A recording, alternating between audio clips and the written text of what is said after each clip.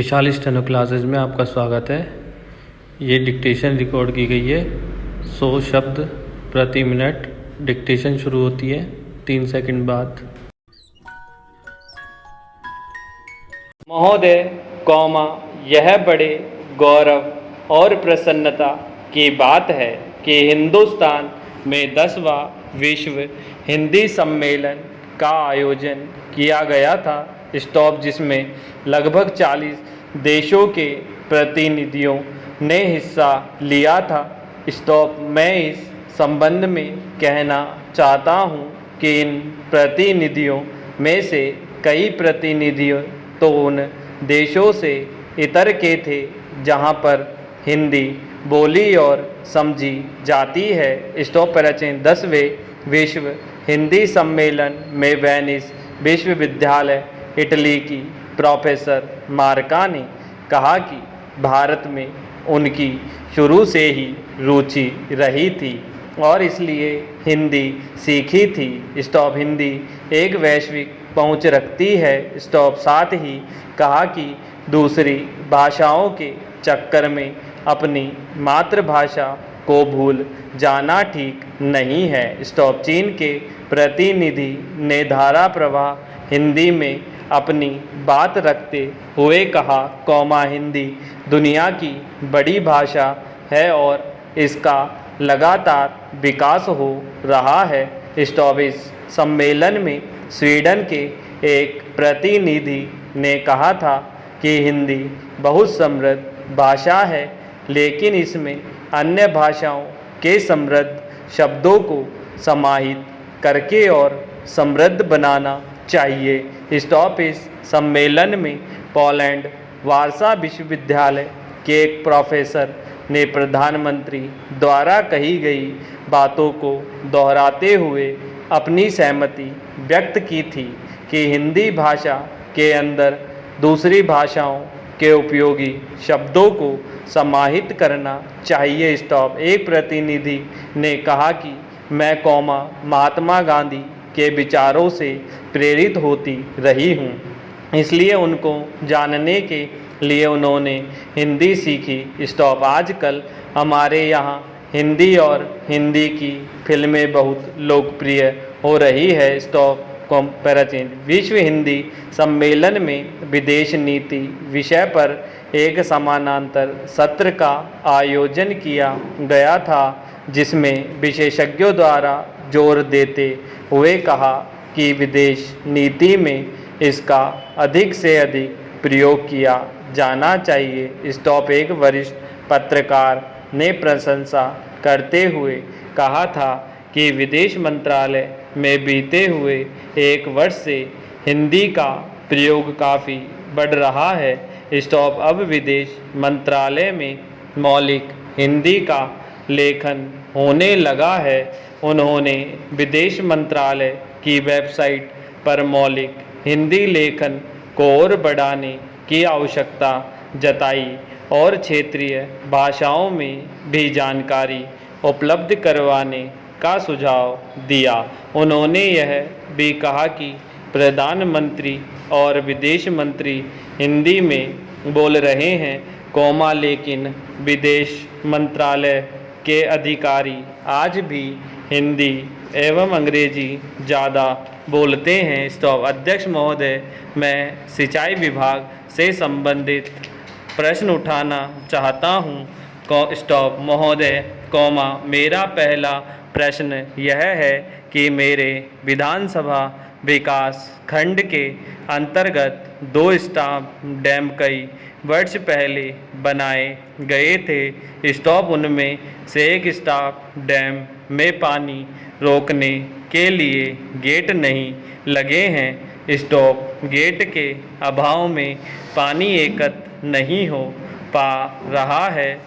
यदि पहले से तालाब में गेट लगे होते तो पानी इकट्ठा हो जाता और किसानों को सही वक्त पर सिंचाई के लिए पानी मिल जाता।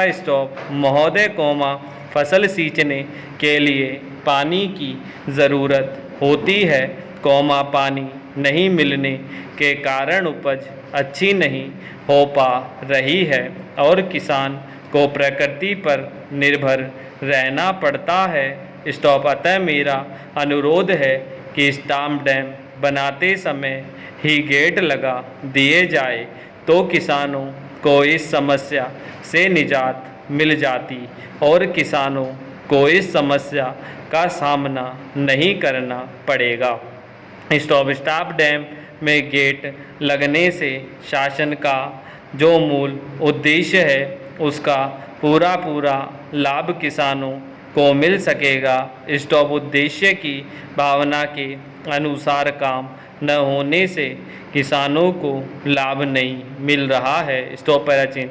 मेरे यहाँ एक बड़ा बांध तालाब है जो काफ़ी बन चुका है। स्टॉप। साल भर से निर्माण कार्य बंद पड़ा हुआ है।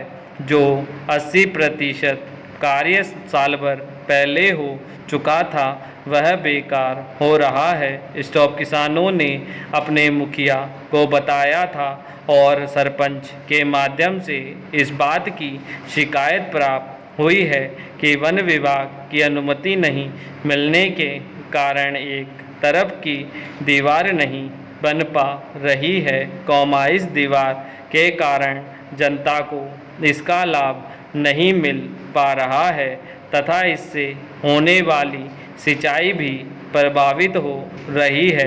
पूर्व में लगाई गई लगभग 20 लाख रुपए की राशि भी बेकार हो रही है।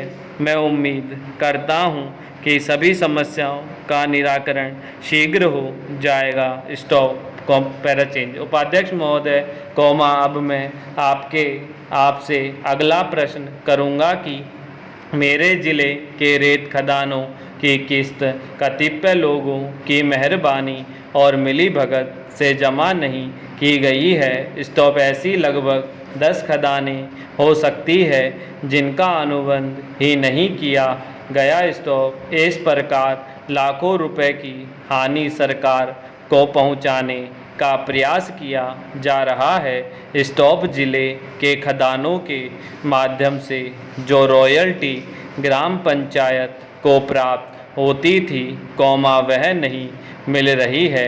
रॉयल्टी प्राप्त नहीं होने के संबंध में सरपंच द्वारा शिकायत की गई है। स्टॉप। जांच और कार्यवाही नहीं होने के कारण शासन प्रशासन के प्रति खतरनाक रोष व्याप्त है।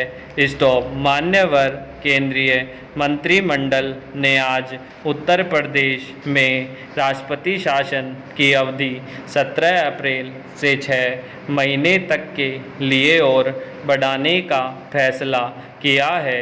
स्टॉप। विश्वस्त सूत्रों के अनुसार आज यह जानकारी दी गई है कि उत्तर प्रदेश में राष्ट्रपति शासन की वर्तमान 6 महीने की अवधि 16 अप्रैल को समाप्त होने जा रही है। स्टॉप। उच्चतम न्यायालय में यह मामला लंबित है, इसलिए इस मामले को ध्यान में रखते हुए मंत्रिमंडल ने यह फैसला किया है। स्टॉप। आपको पता ही होगा कि इलाहाबाद उच्च न्यायालय राज्य में राष्ट्रपति शासन लागू करने की घोषणा को पूर्व में निरस्त कर चुका है। स्टॉप। फिर इसे उच्चतम न्यायालय में चुनौती दी गई थी, जहां पर यह मामला विचाराधीन रखा गया है। पैराचेंज। उच्चतम न्यायालय ने इलाहाबाद उच्च न्यायालय के फैसले पर रोक लगाते हुए केंद्र सरकार को निर्देश दिया था कि वह उत्तर प्रदेश विधानसभा को भंग न करके वहां सरकार के गठन की संभावना का पता लगाएं। उत्तर प्रदेश में राष्ट्रपति शासन की अवधि बढ़ाने का प्रस्ताव कल सदन में पेश किया जा सकता है और यह बड़े खेद की बात है कि संसद का सत्र 20 मार्च से 1 महीने के लिए स्थगित होने जा रहा है। स्टॉप। इसलिए मंत्रिमंडल ने इसी बात को ध्यान में रखते हुए राज्य में राष्ट्रपति शासन की अवधि बढ़ाने का फैसला आज ही कर लिया है। स्टॉप सूत्रों के अनुसार यदि इस दौरान उच्चतम न्यायालय का कोई आदेश प्राप्त होता है तो उस निर्देश पर कार्यवाही करने को भी सरकार तैयार रहेगी। उत्तर प्रदेश में विधानसभा के चुनाव के बाद किसी राजनीतिक पार्टी या गठजोड़ द्वारा सरकार बनाने में विफल रहने के कारण गत वर्ष अक्टूबर में राष्ट्रपति शासन लागू किया था। स्टॉप अब वहां सरकार का गठन किया जा चुका है। स्टॉप।